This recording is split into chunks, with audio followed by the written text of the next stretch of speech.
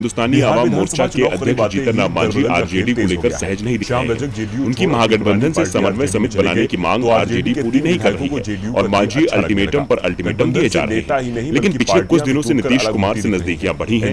उन्हें नीतीश अच्छे लगने लगे। तभी तो श्याम रजक ने जेडीयू छोड़ आरजेडी का दामन थामा और उन्होंने नीतीश कुमार को दलित विरोधी कहा तो मांझी नीतीश के बचाव में आ गए। जीतन राम मांझी ने श्याम रजक पर ही सवाल उठाते हुए कहा, यदि नीतीश दलित विरोधी थे तो श्याम रजक को उन्होंने मंत्री क्यों बनाया? अब चुनाव आ गए हैं और श्याम रजक ने पार्टी छोड़ दी तो उन्हें नीतीश दलित विरोधी लगने लगे। यदि श्याम रजक के आरोप बिहार विधानसभा चुनाव से पहले एनडीए और महागठबंधन में उथल पुथल मची हुई है। एलजेपी अध्यक्ष चिराग पासवान और जेडीयू नेताओं के बीच खुलकर बयानबाजी चल रही है। चिराग के बयानों को लेकर नीतीश कुमार बीजेपी से भी गुहार लगा चुके हैं, लेकिन लगता नहीं है कि चिराग बीजेपी के दबाव में आते दिख रहे हैं। इसलिए उनके तेवर जेडीयू और नीतीश कुमार के खिलाफ तल्ख होते जा रहे हैं। कुछ ऐसा ही हाल महागठबंधन में है, जहां लंबे समय से हिंदुस्तानी आवाम मोर्चा के अध्यक्ष जीतन राम मांझी आरजेडी को लेकर सहज नहीं दिख रहे हैं।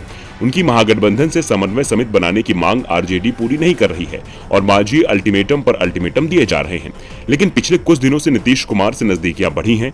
उन्हें नीतीश अच्छे लगने लगे हैं।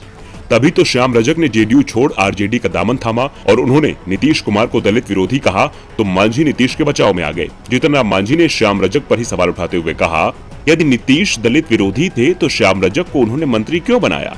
अब चुनाव आ गए हैं और श्याम रजक ने पार्टी छोड़ दी तो उन्हें नीतीश दलित विरोधी लगने लगे। यदि श्याम रजक के आरोप सही होते तो उन्हें पहले ही मंत्री पद से इस्तीफा दे देना चाहिए था। यानी साफ है कि चिराग पासवान एनडीए से बाहर जाते दिख रहे हैं, तो वहीं हम एनडीए के करीब आती दिख रही है। राज्य के जातिगत समीकरणों की बात की जाए तो ओबीसी 51%, यादव 14%, सवर्ण 17%, मुस्लिम 16%, अन्य 2%। ओबीसी वर्ग में यादव 14%, कुशवाहा यानी कोयरी 6% और कुर्मी 4.5% है, जबकि दलितों में पासवान 5% और मुसहर समुदाय के करीब 4%। बिहार की जातिगत राजनीति में यादव आरजेडी के परंपरागत वोटर माने जाते हैं, जबकि कोयरी और कुर्मी जेडीयू के समर्थक।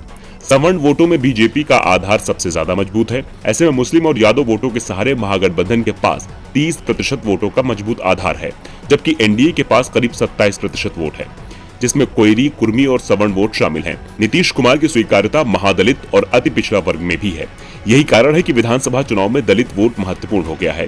जिधर दलित वोट जाएगा सत्ता भी उधर ही चली जाएगी और चिराग पासवान हो या जीतन राम मांझी, दोनों को चुनाव में अपनी अहमियत का अंदाजा भी है। इसीलिए दोनों ही अपने गठबंधन सहयोगियों के खिलाफ भले ही जमकर बयान दे रहे हों, लेकिन न तो चिराग के खिलाफ नीतीश ने कुछ कहा है और न ही मांझी को लेकर तेजस्वी ने कठोर टिप्पणी की है। लेकिन चिराग और जीतन राम मांझी की मांगे भी ये लोग पूरी नहीं कर रहे हैं। ऐसे में देखना होगा कि इस बार दलित वोट किसकी नैया पार लगाएगा।